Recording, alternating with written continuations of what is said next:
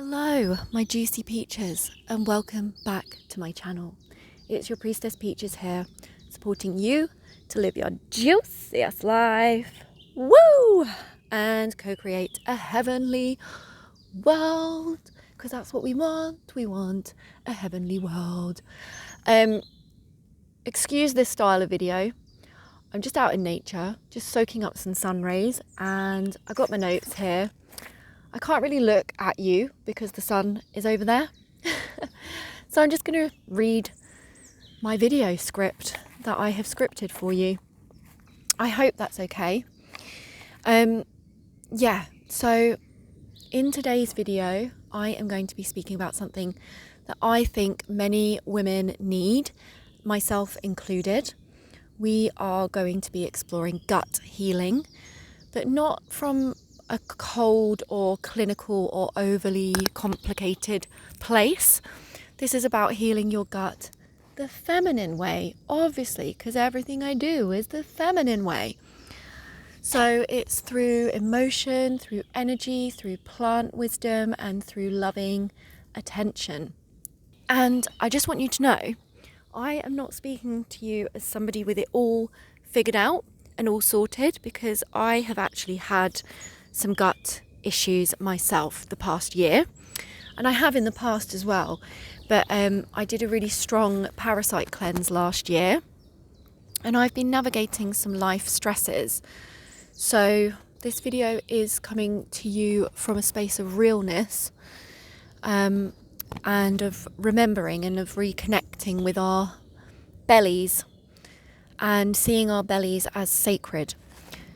And the truth is, I have been feeling grief and worry and anxiety and sadness related to my dear mother, and her aging and issues. And honestly, it's like I have started grieving my mum, even though she has so much life left to live. It's because our dynamic is shifted, and because she's entering the crone stage of life and things have changed for her, she's changed, and it's been really difficult to navigate that for me, the differences in our relationship. And I think especially because my dad passed away in 2021, and he passed away in a really horrific, traumatizing, shocking way. And I don't know why, but it has impacted how I am coping with my mum and the shifts that are happening with my mum. And I've had a lot of anxiety, worry, grief, stress, sadness. And that's okay. Like, these are normal human things to go through, right? And if my mum is listening to this, I don't want her to feel bad about that. It's natural. Do you know what I mean? It's natural for us to be going through this, and we have spoken about it. But yes, I have no doubt that it has impacted my gut significantly. And there's a few other things going on in my life that I feel have added to that. And I'm not going to go into those right now.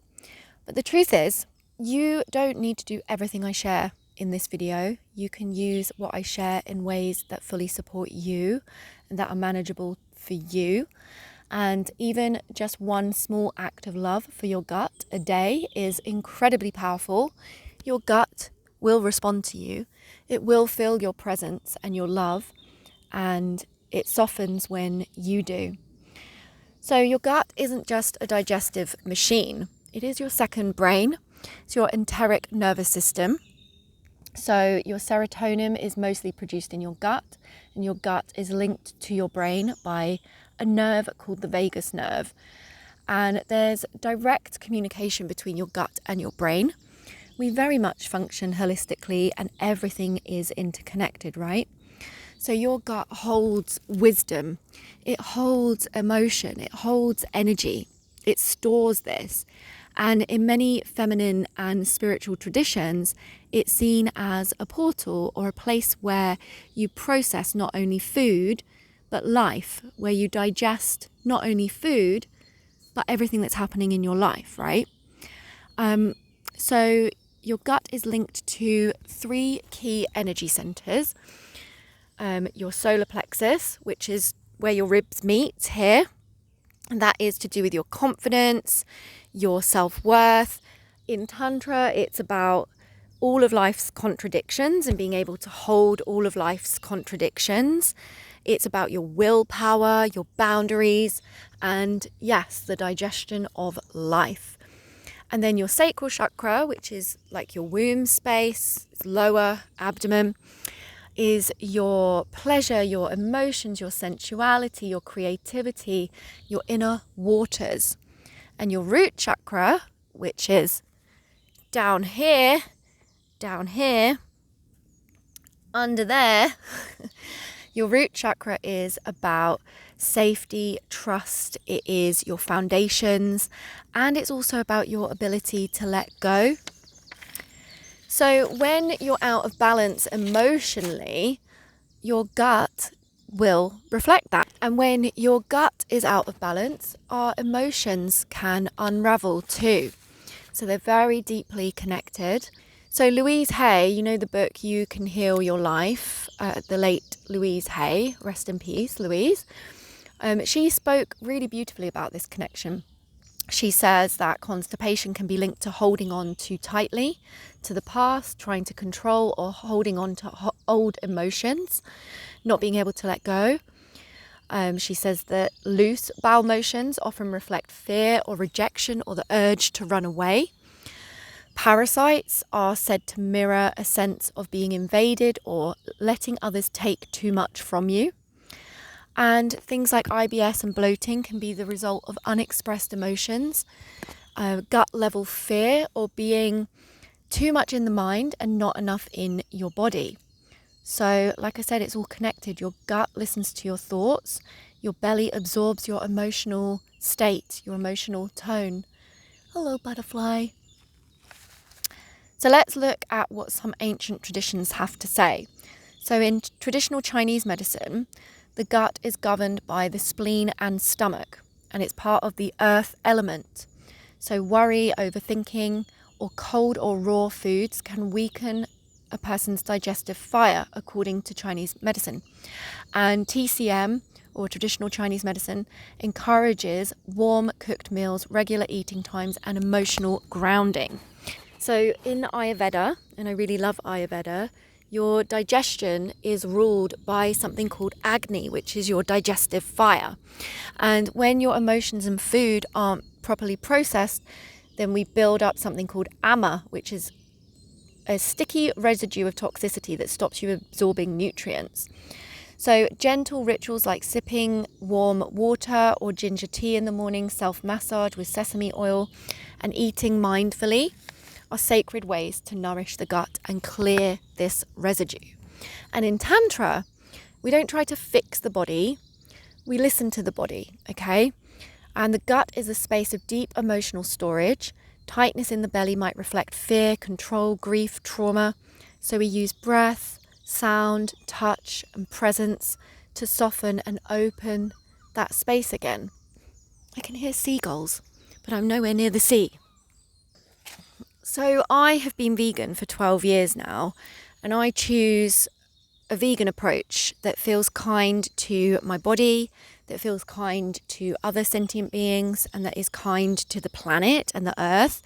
So rather than this trend of bone broths and the carnivore diet to help the gut, which in all honesty I feel really saddened by, I feel like it leaves so much out.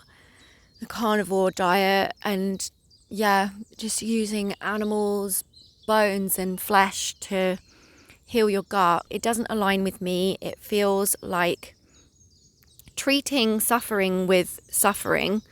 Maybe it helps for a short time, maybe it helps whilst you're doing it, but I don't see it as a solution, like a long-term sustainable solution. And I feel like often a vegan diet, often people say a vegan diet leaves out whole food groups, but it doesn't, whereas a carnivore diet does.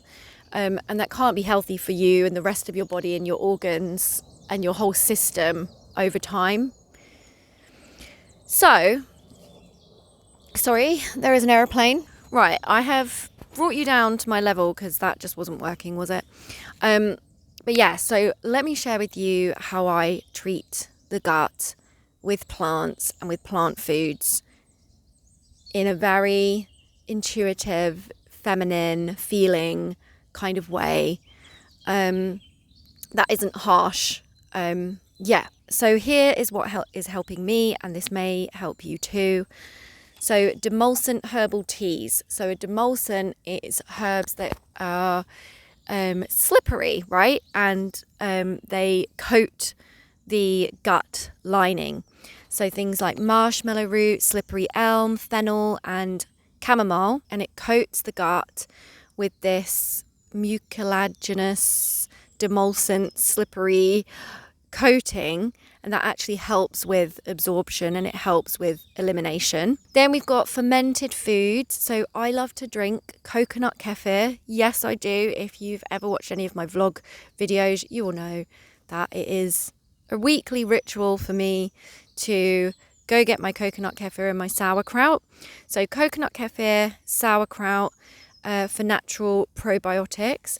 I am also taking seed right now. I like to try different kind of probiotics. I like to try powders, tablets, different foods. And I like a variety of, different things like that. And I have found seed to be pretty good. It is very well formulated and it's gentle. I just take one a day instead of the recommended 2 because I just don't feel like I need 2, to be honest. I have definitely noticed a difference when taking seed. And then vegan mineral broths. So instead of having bone broths, you can get all these minerals and nutrients from plants. So you can make a vegan mineral broth with mushrooms, celery, seaweed, herbs and spices, miso, ginger, turmeric, and those other herbs that I said you can add in at the end once it's cooled down a bit, like chamomile, fennel, these kind of herbs you can add into your broth as well. Another thing which is really amazing to help your gut health is belly massage with warm sesame oil or calming essential oil blends with a base oil, and also massaging your feet can really help your gut as well, I have found. And then things like singing, humming, sounding, using your breath and deep abdominal breath work can really, really help, because humming, it activates that vagus nerve that I was talking about, that is from your gut to your brain, and it can calm your nervous system, which actually soothes your gut, okay? These bring you both physical, mental, and emotional and energetic nourishment, and they tell your body that you are safe. You are safe now.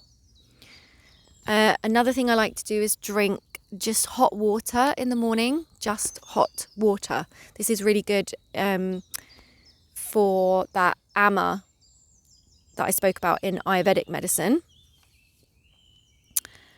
And I just wanted to speak about fasting. So fasting can be really helpful for gut healing because it gives your digestive system a rest and it allows time for repair and for it to reset. But you don't have to do these really big fasts if that just doesn't work for you, or to be really, really strict with it. What I found is that I naturally go into cleanse, fasting, lighter foods in my follicular phase of my cycle, which is the phase after your bleed. So we are cyclical beings as women, and our needs and our bodies and our guts will change according to the phase of our cycle we're in, or the stage of life that you're in. And like I said, I find that I naturally eat lighter, and I basically fast till about midday, 1 o'clock, just naturally it seems to happen after I've bled, after I've had my bleed, after my period, those initial few days coming out of my period, I just feel like I need to fast, or I feel like I need to eat lighter foods. And so I will have veggie juices, steamed vegetables, or simple salads, and so there's more spaciousness within my gut, and that just feels really good to me. But then later in my cycle, as I move towards the luteal phase, what Western people call the PMS phase, or the premenstrual phase, I definitely feel I need warming, stable, grounding foods that are more comforting and earthy. And if you know the work of Elisa Vitti, she's a functional medical woman, and she suggests... My camera ran out of space. Elisa Vitti, she suggests having roasted root vegetables in the luteal phase, the premenstrual phase of your cycle, because they actually help to balance your blood sugars. It helps to eliminate excess hormones from the liver. There is science that back up this kind of intuition that I naturally have. And so instead of following sort of really rigid fasting regimes or rules, I really want to invite women and encourage women to really listen to their own body's cues, to listen to their cycle, to listen to what it is that your gut is actually telling you. So I guess you could call it intuitive fasting, and I feel like it's really powerful when it comes from a space of love and honoring, and rather than trying to control or trying to make something happen. I know a lot of women will fast because they're trying to lose weight or they're trying to make something happen, rather than really honor and listen to their gut in a loving way. And syncing your fasting with your cycle and your phase of life is really powerful as well. So I know that this is a lot of information and I don't want to overwhelm you at all, but I want to invite you to check in with your gut and maybe just do one small thing to really love your gut. Maybe that is sipping a herbal tea, like I said, like a demulcent herbal tea. Maybe that is just placing your hands on your belly and taking a few deep abdominal breaths down into your belly, breathing into it and relaxing, and maybe sighing to help relax your nervous system and activate the vagus nerve. Maybe it is making a mineral broth, a vegan plant-based mineral broth, or maybe it's just taking extra time on your lunch today to really tune into your senses and your body as you're eating, and give yourself time to eat your lunch in peace rather than rushing it. Your gut doesn't need to be micromanaged or controlled. It really responds well when you listen to it, when it feels heard, and healing happens when you can create that energetic space to fill it with love and honor and respect and all these healing vibes. Gut is sacred, my lovely. It holds on to not just what you eat, but what is going on in your life, what you are processing and digesting in your life. It responds to the way you feel emotionally, what you hold on to, what you carry, and what you're ready to release. So when you honor this space, physically, emotionally, energetically, you begin to heal on every level. And so if this resonated with you, let me know in the comments. Let me know where you are on your gut healing nourishment journey. My camera keeps running out of space, so I am going to leave this here. But yeah, let me know in the comments where you are on your journey. I would love to hear from you. Let me know if you enjoyed this video or if you received value by hitting the like button, the thumbs up button. That would be really helpful for me. I'd really appreciate it if you could take a moment just to do that. It lets me know that you are enjoying watching me, listening to me, receiving value, or just enjoying my videos. And please hit the subscribe button if you want to become part of this juicy community, and let us know in the comments any useful information that you have about this. So I'm going to love you and leave you now, my lovelies. I'm wishing you an amazing day. And as always, remember to keep it juicy. Okay, bye.